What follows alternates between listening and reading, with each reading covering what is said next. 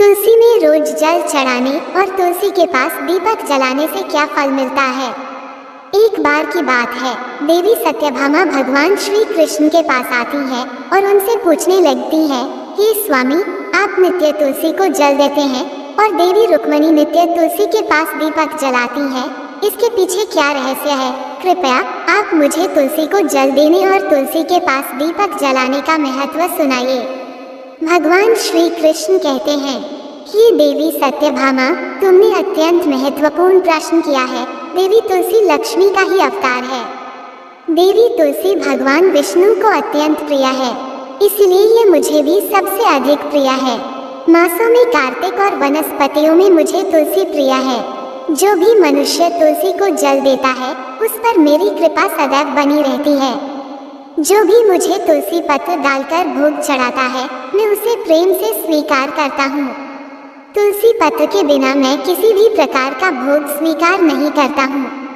हे देवी, अब मैं तुम्हें तुलसी को जल देने और तुलसी के पास दीपक जलाने का महत्व सुनाता हूँ, इसीलिए तुम इस कथा को ध्यान से सुनो। जो भी स्त्री इस कथा को ध्यान से पूरा सुनती है, वो सदा सुहागन रहती है। उसके घर में सुख समृद्धि आती है और दरिद्रता का नाश होता है।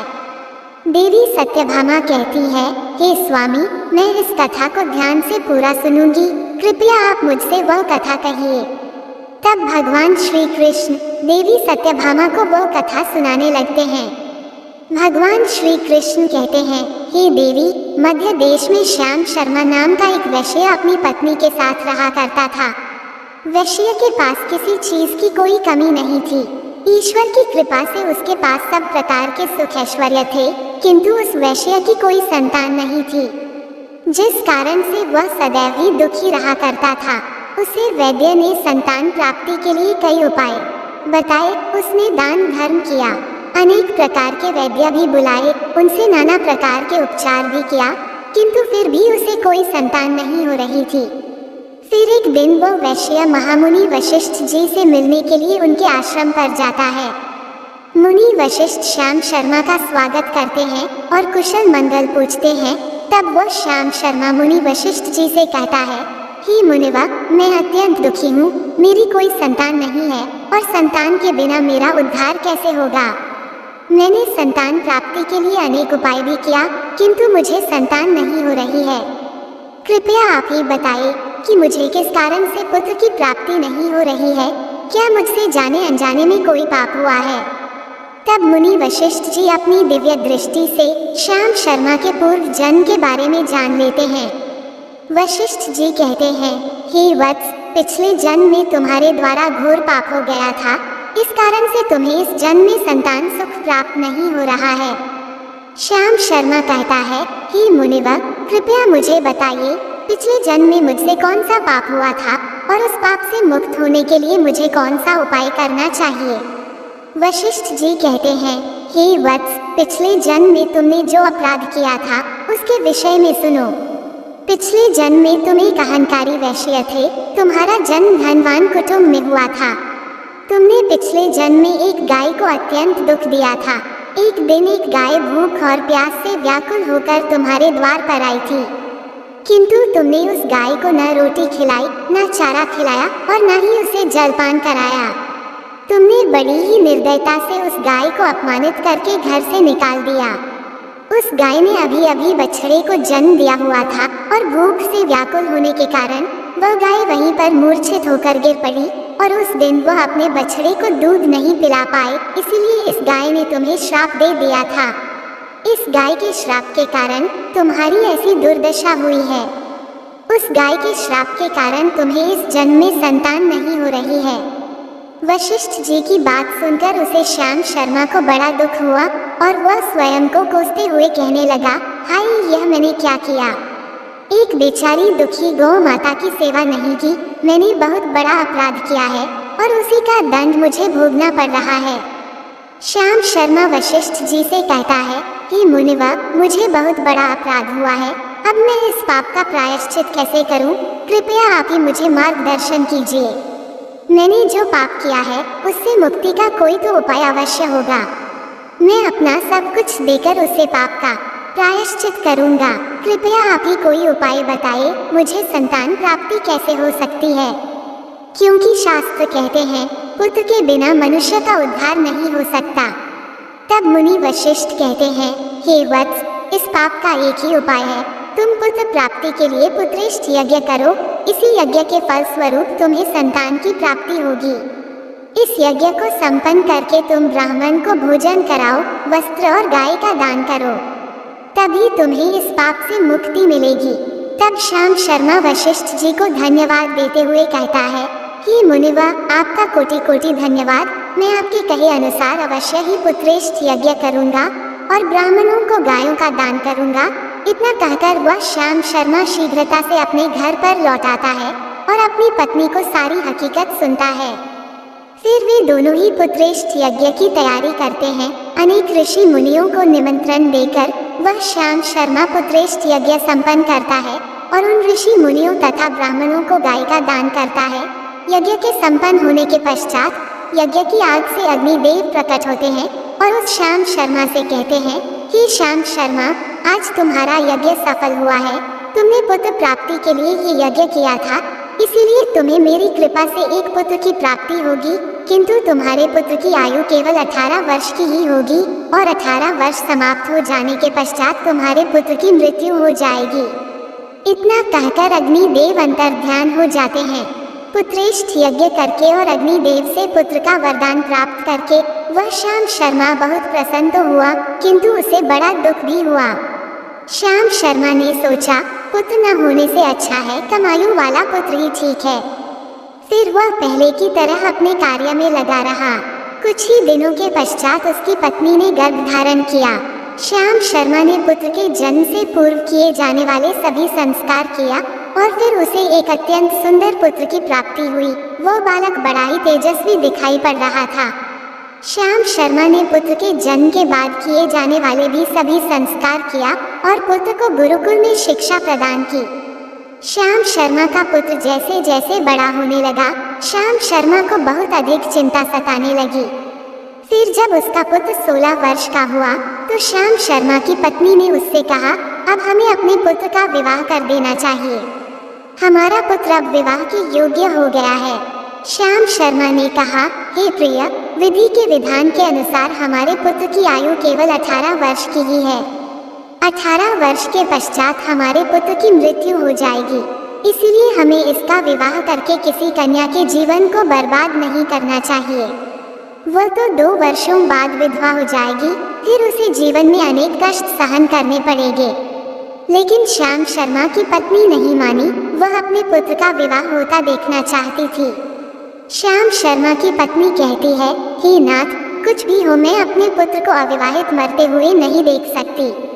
हमारे पास किस चीज की कमी है?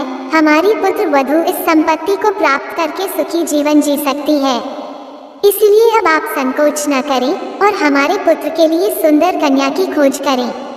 अपनी पत्नी के मन के आगे श्याम शर्मा की एक न चली और फिर वह पुत्र के विवाह के लिए मान गया। फिर उसने पास ही के नगर में रहने वाले एक अत्यंत गरीब वैश्य की पुत्री के साथ अपने पुत्र का विवाह संपन्न किया। श्याम शर्मा की बहू का नाम सुभद्रा था। वह अत्यंत गुणवान, चरित्रवान और पतिव्रता नारी थी। वह अपने पति की मृत्यु की बात को नहीं जानती थी। सुभद्रा नित्य अपने सास, ससुर और अपने पति की सेवा करने लगी। वह सभी के साथ बड़े प्रेम से रहती और कभी किसी की आज्ञा का उल्लंघन नहीं करती थी। उसने अपनी मधुर वाणी और कार्य कुशलता से सभी के मन को जीत लिया। इस प्रकार से 2 साल बीत गए और फिर वह समय निकट आ गया जब श्याम शर्मा के पुत्र की मृत्यु होने वाली थी। श्याम शर्मा को बड़ा भय लगने लगा। फिर एक दिन उसने अपनी बहू को बुलाया और उसे क्षमा मांगते हुए कहने लगा, हे बहू, तुम मुझे क्षमा कर देना, मैंने तुम्हारे साथ बड़ा अन्याय किया है। सुभद्रा ने कहा, हे ससुर जी, आप ऐसा क्यों कह रहे हैं? आप मुझसे क्षमा मांगकर लज्जित न कीजिए। मैं आपसे छोटी हूँ, आपकी पुत्री के समान हूँ।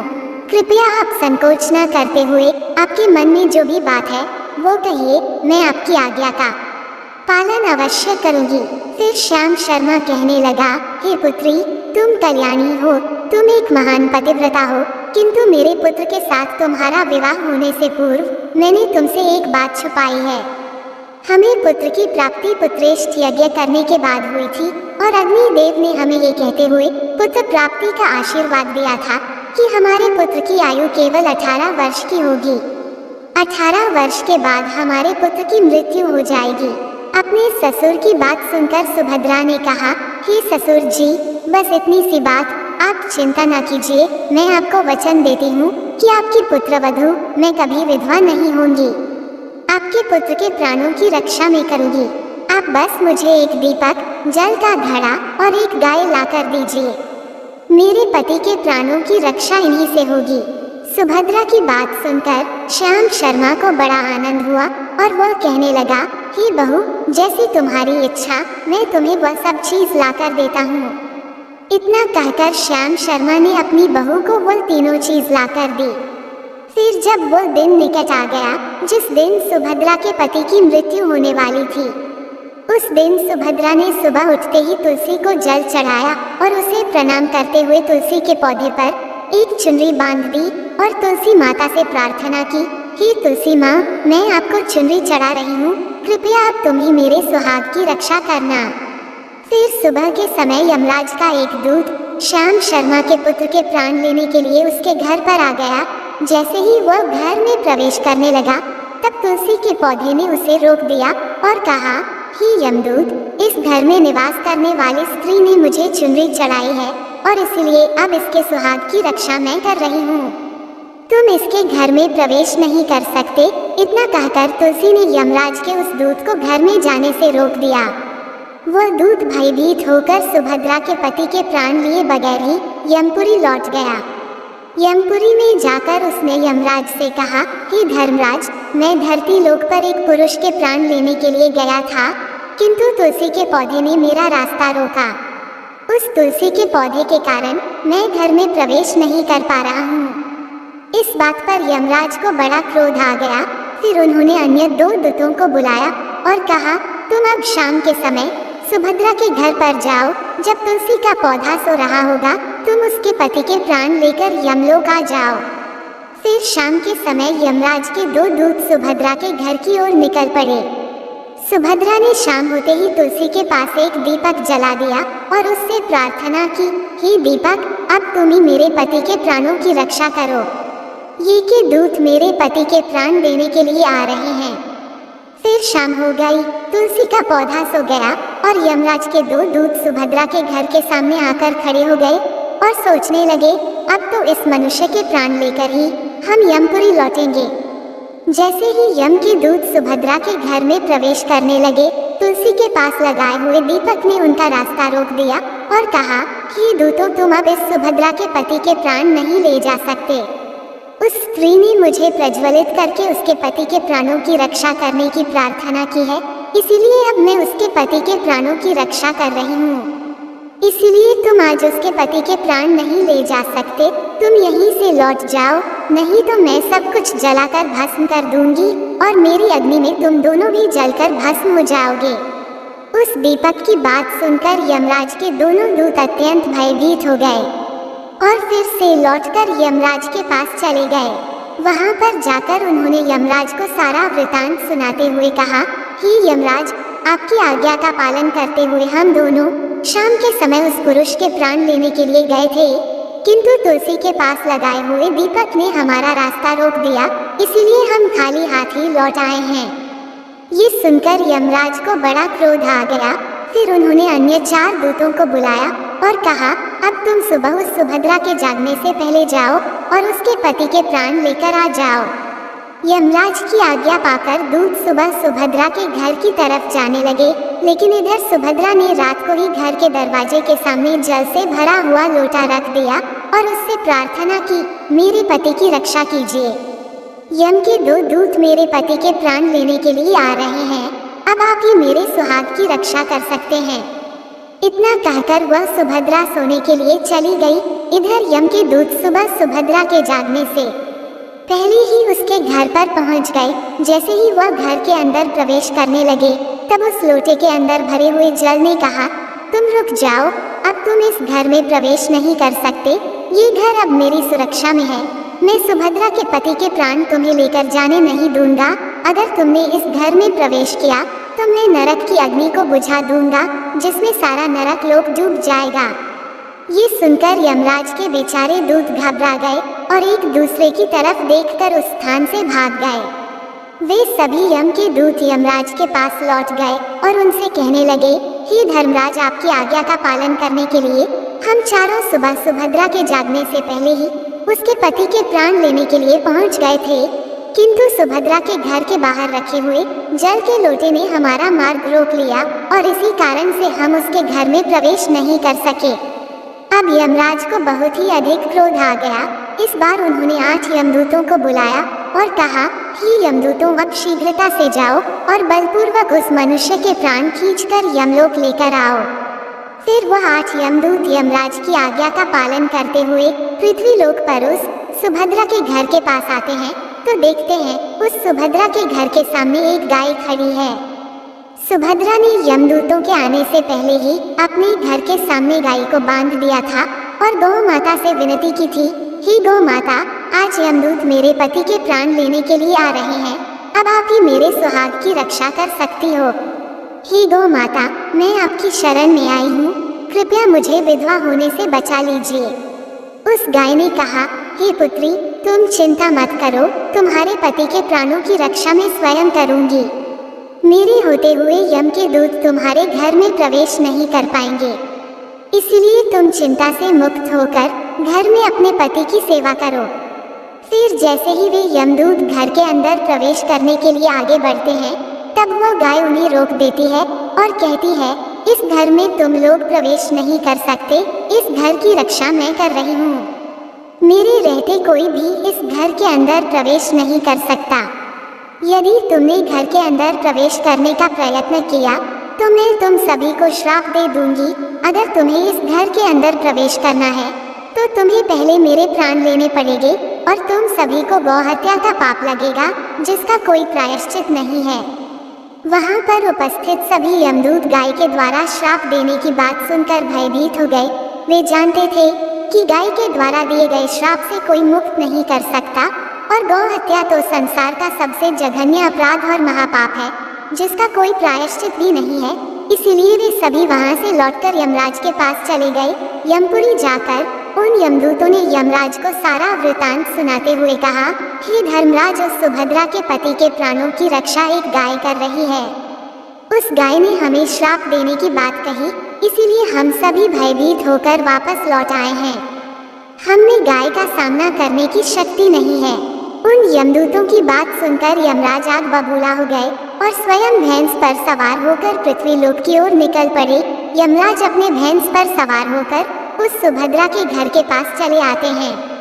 यमराज को अपने घर के सामने खड़ा हुआ देखकर सुभद्रा भयभीत हो जाती है और जल्दी से आकर यमराज के चरण स्पर्श करके उन्हें नमस्कार करती है और उनकी स्तुति करने लगती है।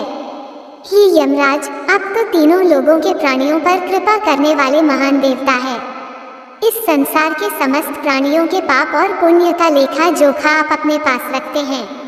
हे न्याय के देवता धर्मराज, मैं सत्य धर्म का पालन करने वाली पतिव्रता स्त्री हूँ। मैं आपको बारंबार नमस्कार करती हूँ, कृपया मुझे आशीर्वाद दीजिए। सुभद्रा के द्वारा की गई स्तुति से यमराज अत्यंत प्रसन्न होते हैं और उसे अनजाने में ही सदा सुहागन रहो ऐसा कहकर आशीर्वाद देते हैं। फिर जब यमराज सुभद्रा के पति के प्राण ले जाने के लिए आगे बढ़ते हैं तो सुभद्रा कहती है, हे धर्मराज, आपने अभी मुझे सदा सुहागन रहने का आशीर्वाद दिया है और अब आप मेरे पति के प्राण लेने जा रहे हैं, इससे तो आपका आशीर्वाद झूठा साबित हो जाएगा। ये सुनकर धर्मराज रुक जाते हैं और सुभद्रा की ओर देखकर मुस्कुराने लगते हैं। सुभद्रा के निर्मल हृदय और अपने पति के प्रति समर्पण भाव को देखकर यमराज अत्यंत प्रसन्न होते हैं। सुभद्रा की ओर देखकर यमराज कहते हैं, हे पुत्री, आज तुमने साक्षात मृत्यु को ही पराजित किया है। मैं तुम्हारे पतिव्रत धर्म से अत्यंत प्रसन्न हूँ। अब मैं तुम्हारे पति के प्राण छोड़ देता हूँ। तुम्हारी जो भी मनोकामना है वह मुझसे मांग लो। तब सुभद्रा ने कहा, हे धर्मराज, मैं अपने पति के लिए 100 वर्ष की आयु मांगती हूँ। मेरे लिए मेरे पति ही परमेश्वर है। मैं अपने पति को छोड़कर जीवित नहीं रह सकती, इसीलिए आप मुझे यही वरदान दीजिए। तब यमराज प्रसन्न होकर कहते हैं, तथास्तु हे कल्याणी, आज से जो भी स्त्री अपने घर के सामने तुलसी का पौधा लगाती है, तुलसी के पास शाम को दीपक जलाती है, जिस घर के सामने गाय बंधी होती है और जो स्त्री अपने घर के सामने जल का लोटा रखती है, उसके घर में कभी मेरे दूत प्रवेश नहीं करेंगे। इतना कहकर यमराज उस स्थान से अंतर्ध्यान हो जाते हैं। भगवान श्री कृष्ण कहते हैं, हे देवी, इस प्रकार से उस सुभद्रा ने अपने पतिव्रता धर्म का पालन करके उसकी मृत्यु को टाल दिया था। इसीलिए जो भी स्त्री अपने घर के सामने तुलसी का पौधा लगाती है, रोज शाम को तुलसी के पास दीपक जलाती है, उसके घर में मृत्यु प्रवेश नहीं करती है। जिस घर के सामने गाय बंधी होती है, उस घर में कभी दुख दरिद्रता नहीं आती है। जो स्त्री अपने घर के सामने जल से भरा हुआ लोटा रखती है, उसके घर में कभी शोक नहीं होता है। तो दोस्तों, इस प्रकार से भगवान श्री कृष्ण ने देवी सत्यभामा को तुलसी के पास दीपक जलाने का महत्व सुनाया। जय श्री कृष्ण। दोस्तों, आपको ये कथा कैसी लगी कृपया कमेंट करके जरूर बताएं। वीडियो पसंद आया हो तो लाइक करें, कमेंट में जय श्री कृष्ण अवश्य लिखें और ऐसी ही और भी बहुत सारी कहानियों को सुनने के लिए चैनल को सब्सक्राइब जरूर करें। धन्यवाद।